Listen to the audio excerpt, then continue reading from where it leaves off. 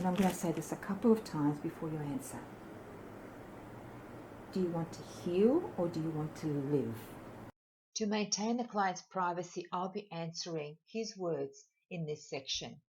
We'll continue. Yeah. Do you want to heal or do you want to live? I can expand on that if you like. His reply is, yes, ma'am. I want to hear that again. Do you want to heal or do you want to live? The reason I ask it this way, if you're healing, you can be healing for the next 20 or 30 years and not even know that you healed 20 years ago when you get there. He replies, in that case, I want to live. Exactly. But when you're living, your healing begins to come to the platform you're living for and expressing. So instead of just learning to heal or learning a new way of doing things and then put it into action, that's double, triple handling. We go directly into the experience and into the action itself and into the interaction of what we're talking about. Yes, I get it. Okay, that's how we make significant progress. Easy.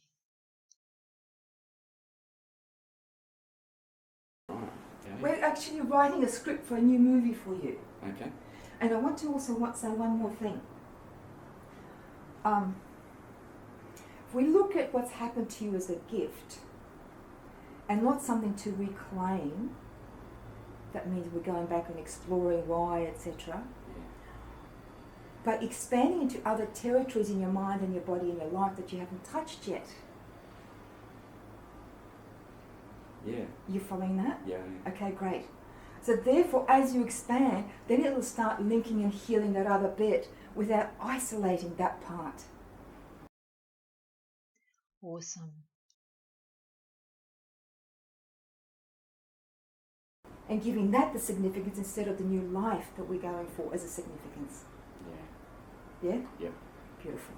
You can say it out loud if you like, because when you hear it, you've got another vibration. There is a resonance going on between your brain and your hand at the moment, but you're not actually physically aware of that until you actually say it. Okay. Let's do it. Great. I've been betrayed. I've been betrayed, and I have betrayed. And take a deep breath into your body when you say that. Do you feel a difference as you say it and write it instead of just writing? I'm just compartmentalizing at the moment. Okay, good.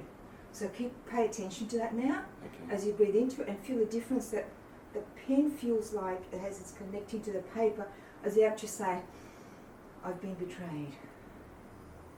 Okay. I have betrayed. And notice the different resonance in my body as I say that compared to where I said before. I've been numb to connection of life. I have been numb. Take a breath. I have been lost in life. I've given my sexual sacredness away.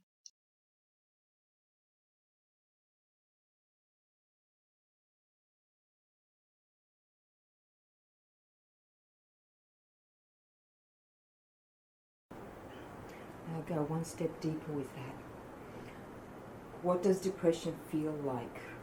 Instead of just a label, what is the actual feeling that gives, if there's a place in your body that you can feel that darkness, where is it? Or is it outside the body, or is it beside you, or above you, or beneath you? Around, in, and all-encompassing. Is there a part in your body that's not dark? Good question. That's a really good question.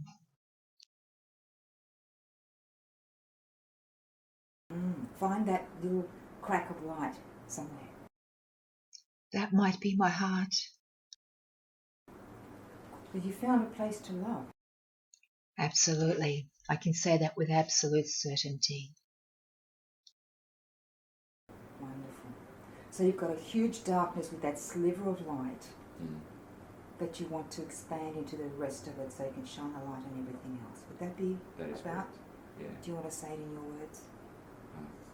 I think the darkness and the depression and the absolute sadness and the feeling of hopelessness that I have absolutely no control over my life.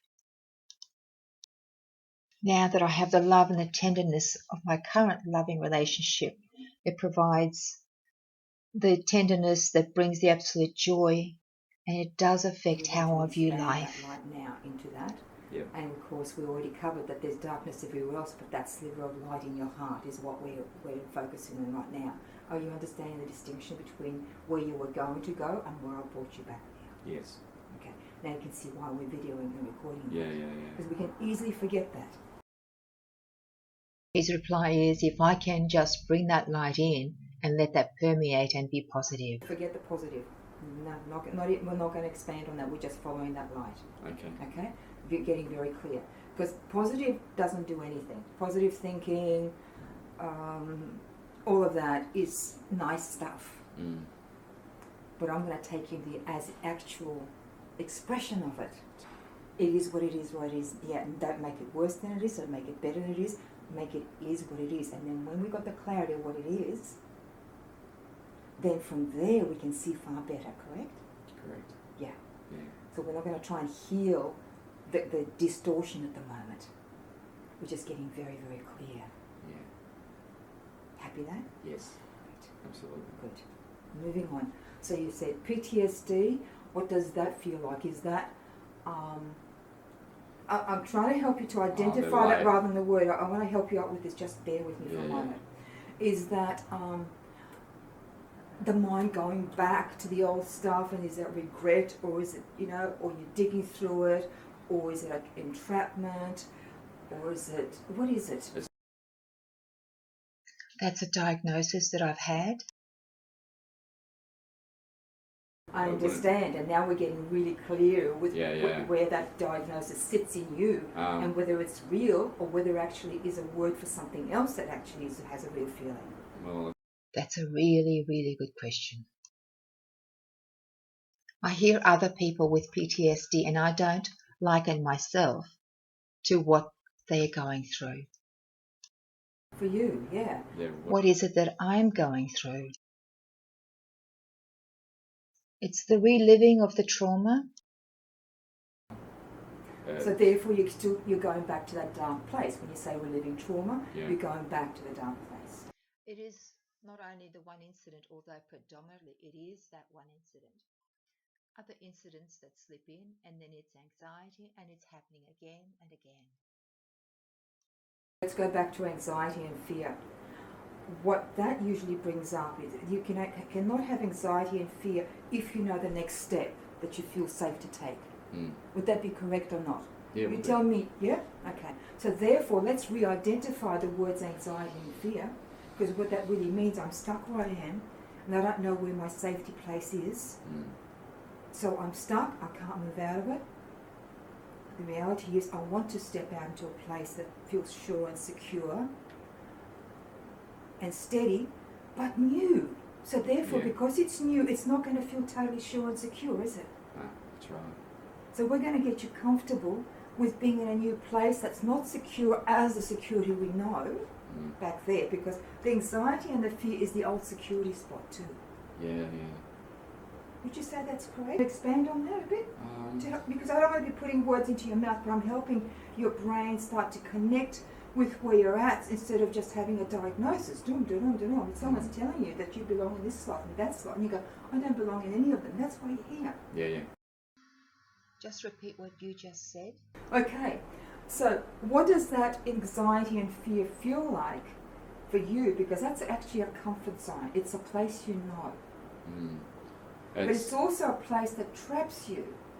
Okay, great. So back in that spot, you're not stepping out of that circle. That's correct. Of the old way. Yeah. And that perpetuates anxiety because it doesn't bring anything new in. Yeah. As you said, you limit your behaviour and limit your expression. Yeah. Okay. How are we going so far? Good. Okay, what are you feeling in your body as I speak to you in this manner? Um. Do you feel you're being heard? Yes. Yeah. It's just that it's a new process for me. Of course it is, because that's Yeah. not where any therapist would take you, Mm. right? Because they want to explore the old thing. Let's go and see what gives you anxiety. Let's look at that. Yeah. Why? You're stuck there. Why the hell would you want to look at that instead of looking, this is where I want to be. What's it going to take for me to have the courage to step into that? Mm. So first of all, when I want to identify how important that step is before you actually step into it, because I wouldn't step there either if it wasn't important to me, if it was someone else's instruction Yeah. for their benefit or their perception. Yeah. So what we're doing is identifying where you want to be at the moment. There are limitations. Like you say, you're even more likely during the session to step back into anxiety and fear to that safe place. That's possible, and I want you to really feel that during this physical session and the other interactions we're going to be doing. You'll actually go through that to truly feel the depth of it until you go, shit, that's enough.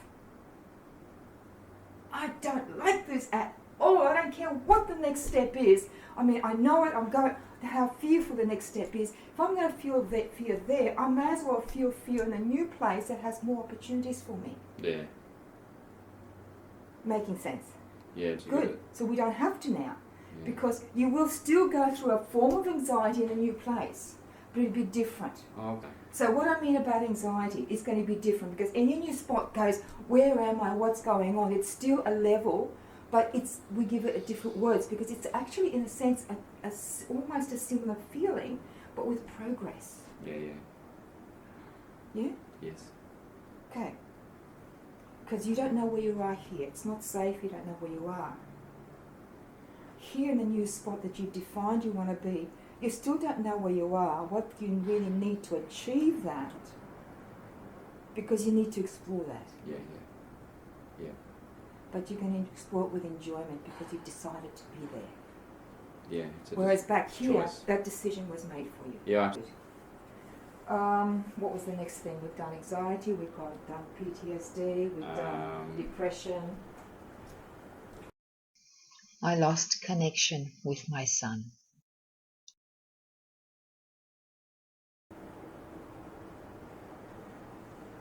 There's one where that is really a devastating place to be, right, for you.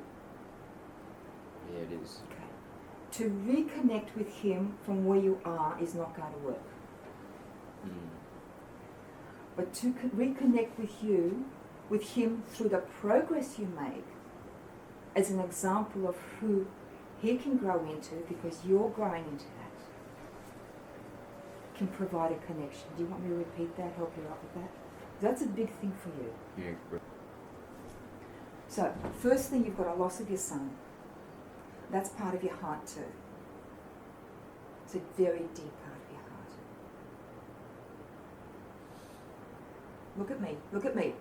When we make steps forward, when you progress and see bigger opportunities, you'll have an opportunity to present yourself differently to him one way or another.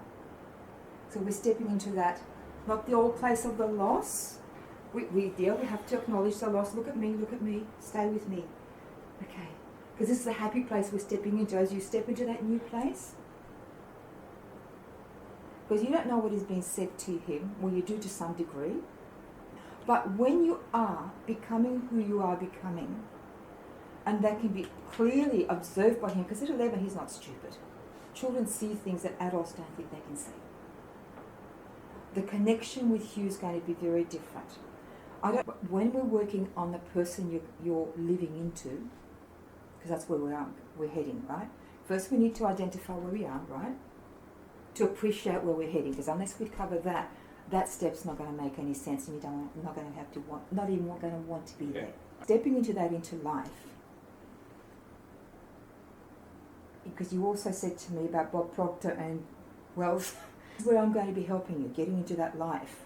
So your focus is there. So you're going to be representing yourself to him, not in the videos you want to share to him from the place you were, but from the place you're growing into, where he'll want to reach out, or at least be very proud and go, hey, that's my dad, look at YouTube, look at his this and this, look at that.